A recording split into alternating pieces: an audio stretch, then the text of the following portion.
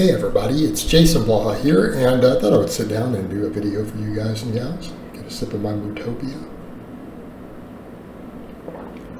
And I feel like we need to have a discussion about things with form. This is kind of prompted because some people have chimed in, they don't like my bicep curls. You know, here's the funny thing. I've told people historically that we should probably do full range of motion, which means the bar goes up to your face. I quit doing that for just a little while, and then everyone screamed that I was doing half reps. But I'm like, but I'm coming up to here, like, you know, I was doing that but keeping my arms down. Now I go over to the way I've told people you should probably do it. I go all the way down at the bottom, I lock my elbows, come up to my face, right? But with the wrist back, so that we get all the functions of the bicep. A lot of people don't know that. Right? They're not aware that elbow flexion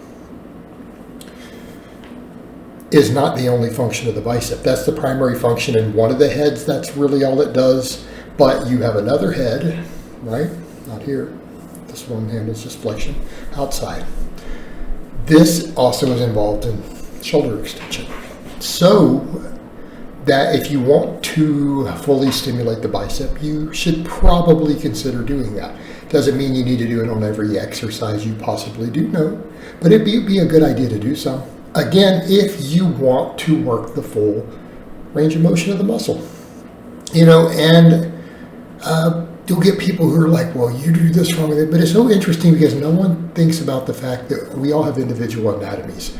For example, people are like, you're flaring your elbows. I'm like, how can I not? Right? Now, I'm sitting forward and down right here, but when I stand up, it's always like that, right? Why is that? Because the size of my rib cage and my lats. So when I stand relaxed, it looks like the inflated lat syndrome. And people have noted that over the years. Some people do. It's just the way my structure of my torso with this. The only way I can get them down, if when they're at the sides, is to exhale all my air. So, of course, my curls and other stuff, there's going to be some flare. There's nothing you can do about it. But one of the really, really jacked and strong lifters, one of the guy who's benching almost 500 in my comments, the Buffalo, he chimed in and he's like, do people really and truly think that elbow flare versus your elbow position like that really is what's going to determine bicep stimulation? Yeah, people are silly. But, you know, it brings up the whole topic of loose form versus strict form for hypertrophy purposes and bodybuilders. And, you know, what's interesting, what people have to realize when you go look at bodybuilders through history, bodybuilders found their own form that gave them the best pump and activation and things, most of the champions. If you go watch something as simple as barbell and dumbbell curls, go find the various Mr. Olympias doing curls. But there are videos of all of it. They all have completely different styles. Okay? And as far as the only ones I can think of who do the slower eccentrics and squeeze and everything is Phil Heath. Okay?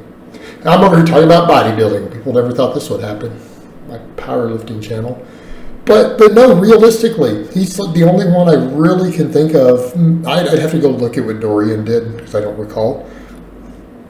All right, look at Ronnie Coleman, Jay Cutler, Arnold Schwarzenegger, Franco Columbu. There's 4. Watch them curl. Watch them do the variety of different curls.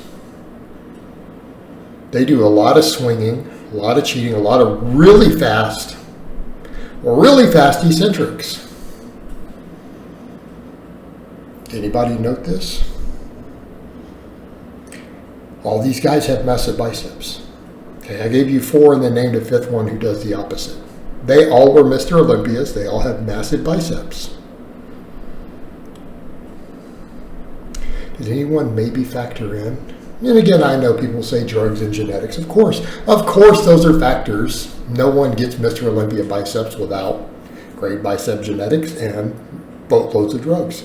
But go back to Arnold's day, they used less. They were smaller and they used way less stuff total. They did. Like, we know this. This isn't even subject to debate.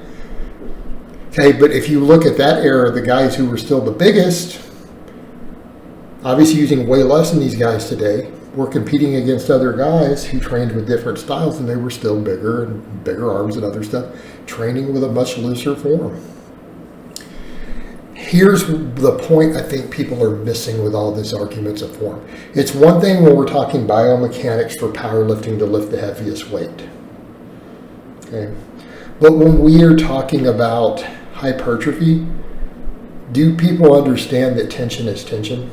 In other words, a muscle doesn't fully care how you get to the fatigue as long as it is contracting and moving through certain joint angles. Okay? In other words, as long as the bicep is getting sufficient fatigue, it doesn't care if other muscles are used to a greater or lesser extent, as long as it's continuing to be the primary mover and it reaches fatigue first. Does this make sense? It cares about the range of motion you subject it to. It cares about the tension points in there. But don't we get eccentric over? Let's say someone cheats a lot. Let's not even talk about mild cheating, because let's be honest, my cheating is very low in the curls I'm doing at the moment. Is it super strict? Of course not. There've been plenty of Mr. Olympias who cheated a lot more. But that's kind of irrelevant, isn't it? Okay. It's irrelevant. But you do realize when you swing and cheat a little bit, put a little bit of English on a movement, the eccentric is heavier. People are like, yeah, but you know, you're not using as much of the muscle, but you are still using the muscle for the concentric, right? If you use a little bit of swing, does the bicep stop working? If you're using a heavier weight because of it, does the bicep stop contracting on the way up? No. No. Just like a bicep doesn't stop contracting on a chin-up, even though the lats are doing more work. Chin-up is still a good bicep exercise. Okay? But what happens on the way back down? The eccentric. Because it's not a free fall, the bicep is still catching it. And the bicep is catching a whole brunt of it in the lengthened position where it's forced to decelerate it. Okay, because that's the end of the range of motion. There's an eccentric overload. People want to talk about the importance of eccentric loading, but that is a perfect example of creating larger eccentric overload. And guess what? Both styles work. Right? I'm not even saying that one is better for the other. What I would say to people when you are assessing things like looser versus tighter form, how much you're controlling eccentrics, I don't know, maybe you should pay attention to what you feel when you do it.